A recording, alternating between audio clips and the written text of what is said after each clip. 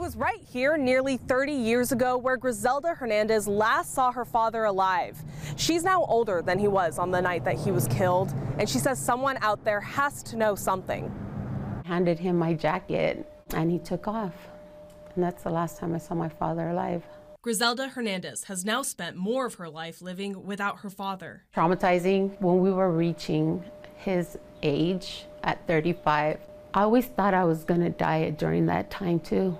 It was scary, just thinking of it, you know, it felt like it was a curse. She said her father, Sergio Hernandez, was a loving dad who raised her all on his own. He took me in with open arms. It's hard for men to be a single parent. He did his part. That's why after all these years, she's never given up trying to get justice for his death. In the early hours of November 11th, 1993, Hernandez was found in the area of 1st Avenue and High Street in Delano. He'd been shot and killed. I got a call from my grandmother. The minute she just mentioned shooting, I knew it was my father.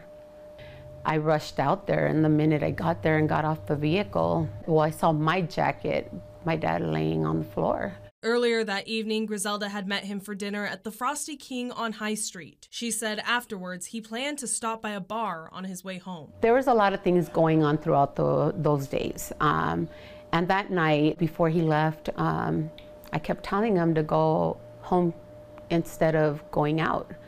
Kind of like something telling me, you know, something wasn't right. And he kept saying he was just going to go out. But he never made it back that night. Giselda said despite their best efforts, police were unable to bring his killer to justice. How did you feel about how they were handling the case? Detective Valdez was the one in charge during that time, and he was amazing. He was so helpful. His heart was in it. Now, nearly 3 decades later, she hasn't given up hope that someone out there has the missing details that could bring her father's case to a close. I don't know how to beg somebody or ask somebody, you know, to please, just please, if you know anything, just please say something.